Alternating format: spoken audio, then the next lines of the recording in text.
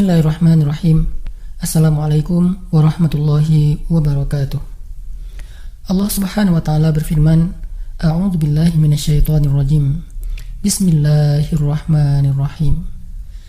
Ya ayyuhalladzina amanu ista'inu bis-sabri was-salah. Innallaha ma'as-sabirin. Innallaha ma'as-sabirin. Wahai orang-orang yang beriman, mintalah pertolongan dengan sabar dan sholat. Sesungguhnya Allah bersama dengan orang-orang yang sabar. Kita sering mendengar ayat ini disampaikan oleh para ulama, para da'i, para ustadz, tentang bahwa salah satu di antara cara menjemput pertolongan Allah Subhanahu wa taala itu adalah dengan melakukan ibadah sholat. Pertanyaannya adalah, sholat yang seperti apakah yang bisa menjemput pertolongan Allah dalam kehidupan kita pada saat kita sedang mengalami ujian yang berat? Banyak orang yang bilang, saya sholat tapi kok hidup saya gini-gini aja. Banyak orang yang bilang, saya udah sholat tetapi kok doa saya belum diijabah. Saya udah sholat tapi kok masalah saya masih belum selesai. Saya udah sholat tetapi kok musibah saya terus beruntun, tidak pernah berhenti. Saya udah sholat tapi kok musibah terus terjadi dalam hidup saya. Sehingga teman-teman yang dirahmati Allah, kita perlu belajar sholat yang seperti apa yang bisa menjemput pertolongan Allah Subhanahu wa taala secara ajaib. Mari kita renungkan sebuah kisah yang pernah disampaikan oleh sahabat Anas bin Malik radhiyallahu an, bahwa dahulu di masa Nabi ada seorang laki-laki di kota Madinah yang melakukan perjalanan antara Syam ke Madinah untuk berdagang. Di tengah perjalanan, laki-laki ini dirampok oleh para perampok. Dia diberhentikan oleh seorang laki-laki, kemudian hartanya diambil. Lalu setelahnya laki-laki itu menghunuskan pedang kepada orang ini. Pedagang ini mengatakan, wahai fulan, jika engkau menginginkan hartaku, ambillah, tapi biarkanlah aku melanjutkan perjalanan. Perampok itu mengatakan, adapun harta itu sudah menjadi milikku. Sekarang aku menginginkanmu, aku ingin membunuhmu. Merasa tidak punya pilihan, akhirnya pedagang ini mengatakan, wahai fulan, jika engkau ingin menyakitiku, membunuhku, maka lakukanlah. Tetapi sebelumnya berilah aku kesempatan untuk melaksanakan sholat 2 rakaat. Lalu perampok ini mengatakan, ya sudah, kalau begitu sholatlah, aku akan berikan engkau waktu sebentar. Maka pedagang ini pun mendirikan sholat dengan sholat yang sangat khusyuk. Di dalam sholat, laki-laki ini setelah membaca Al-Fatihah, dia membaca sebuah ayat di dalam surat An-Naml ayat 62. Apa ayatnya? Dia membaca kalimat, Amman yujibul muttarra idza da'ah.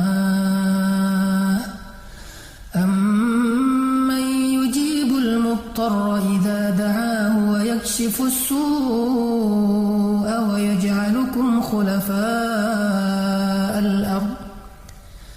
A ilahum ma'allah. A ilahum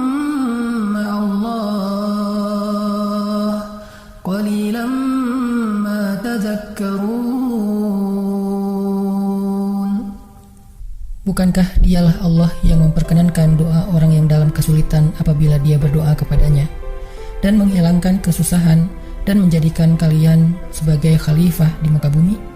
Apakah di samping Allah ada Tuhan lain yang patut disembah atau dimintai pertolongan?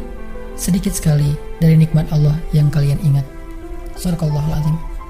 Teman-teman yang dirahmati Allah SWT, inilah ayat yang dibaca oleh pedagang tadi ketika dia sholat 2 rakaat. Dia membaca kalimat ini dengan penuh penghayatan dan perenungan. Dia mentadabburi ayat ini. Amma yujibul muttarra idza da'ah wa yakshifus su'. Bukankah dialah Allah yang memperkenankan doa orang-orang yang dalam kesulitan dan menghilangkan kesusahan? Dia menghayati ayat ini. Dia mentadabburi ayat ini. Sehingga muncullah rasa yakin di hatinya bahwa harapannya saat ini satu-satunya adalah Allah yang yujibul muttar. Dia dalam kondisi muttar, dalam kondisi kesulitan, dalam kondisi terancam. Muttar itu bisa bermakna terancam, kesulitan, kesusahan, dan berbagai macam makna dari ketidakberdayaan. Siapa yang yujibul muttar? Siapa yang akan memperkenankan doa orang yang tidak berdaya selain Allah? Wa yakshifus su, dan menghilangkan kesusahannya selain Allah. Maka mulai muncullah rasa yakin di dalam hati laki-laki ini setelah membaca ayat tersebut. Setelah selesai dia lakukan sholat, kemudian dia mengangkat kedua tangannya. Dia berdoa kepada Allah dengan menyebut nama-nama Allah yang mulia. Ya Rabbi, wahai Tuhan yang maha pengasih, wahai Tuhan yang maha penyayang, wahai Tuhan yang memiliki arsy yang mulia, wahai Tuhan yang menampakkan makhluk, wahai Tuhan yang maha mengembalikan, wahai Tuhan yang maha melaksanakan apa yang Dia kehendaki. Aku mohon dengan cahayamu yang memenuhi sudut-sudut arsy-Mu. Hamba mohon kepadamu dengan kekuasaanmu yang menguasai makhlukmu, dan dengan rahmatmu yang meliputi segala sesuatu. Tidak ada Tuhan yang berhak disembah selain Engkau, ya Allah. Wahai Tuhan yang maha penolong, tolonglah aku. Laki-laki ini berdoa meminta kepada Allah dengan menyebut kebesaran Allah di arsy, menyebut cahaya-cahaya yang dimiliki oleh Allah yang meliputi arsy-Nya yang mulia. Tiba-tiba setelah selesai berdoa, muncullah seorang laki-laki dengan pakaian hijau bercahaya. Dia mengendarai seekor kuda berwarna abu. Dia mengeluarkan pedang. Lalu perampok tadi mencoba untuk menyerang laki-laki berkuda itu. Tetapi laki-laki berkuda itu menendang dengan kudanya sehingga perampok ini terhempas, terjatuh. Kemudian laki-laki tersebut membunuh perampok itu seketika. Kemudian pedagang itu bertanya, "Siapakah Tuan?" Lalu penunggang kuda itu menjawab, "Ketahuilah, saya adalah malaikat yang turun dari langit ketiga. Ketika kamu berdoa kepada Allah kali yang pertama, kami para malaikat mendengar suara gemerincing dari pintu-pintu langit. Sehingga para malaikat bertanya-tanya, apa yang sedang terjadi? Tiba-tiba muncullah doamu yang kedua, hingga pintu-pintu langit terbuka dan nampaklah cahaya yang sangat benderang. Dan di doamu yang ketiga, datanglah malaikat Jibril kepada kami seraya berseru, siapakah di antara kalian wahai para malaikat yang mau menolong hamba Allah itu? Lalu aku memohon kepada Allah agar Ia mengizinkanku melaksanakan tugas ini. Wahai hamba Allah, ketahuilah, barang siapa yang berdoa dengan doa yang engkau baca tadi ketika dalam kesedihan, penderitaan, dan dalam keadaan sedang susah, maka Allah akan melepaskannya dari kesedihan dan akan menolongnya." Teman-teman yang dirahmati Allah Subhanahu wa Ta'ala, itulah salah satu kisah tentang keajaiban sholat seorang pedagang yang dengan sholat itu Allah Subhanahu wa Ta'ala mendatangkan pertolongan yang luar biasa dalam masalahnya. Pertanyaannya adalah, apa rahasia sholat pedagang itu sehingga Allah mendatangkan malaikat khusus yang menunggang kuda berwarna abu, lalu malaikat ini membunuh perampok yang ingin mencelakai pedagang itu? Salah satu rahasia dari sholat pedagang itu, kata para ulama, adalah dia melakukan ibadah sholat dengan ihsan, seperti yang dikatakan Nabi tentang bab ihsan, an ta'budallah ka'annaka tarah fa in lam takun tarah fa innahu yarak. Ketika engkau beribadah kepada Allah, seolah-olah engkau melihat Allah. Jika engkau tidak bisa melihat Allah, maka yakinlah Allah melihatmu. Di sini Nabi mengajarkan kepada kita tentang sholat yang terkoneksi langsung dengan Allah Subhanahu wa Ta'ala. Terkoneksi dalam yakin dan iman sampai seolah-olah kita melihat Allah. Artinya ketika kita bisa sholat seolah-olah kita melihat Allah, lalu dengan kondisi seperti itu kita meminta pertolongan Allah dengan penuh keyakinan, itulah sholat yang mendatangkan pertolongan Allah. Atau kalau kita nggak bisa membayangkan bahwa kita melihat Allah karena itu memang sulit, maka yakinlah Allah melihat kita, dan itu pasti. Artinya bahwa Allah itu pasti mendengar kita, melihat kita, dan sedang menunggu apa yang kita butuhkan.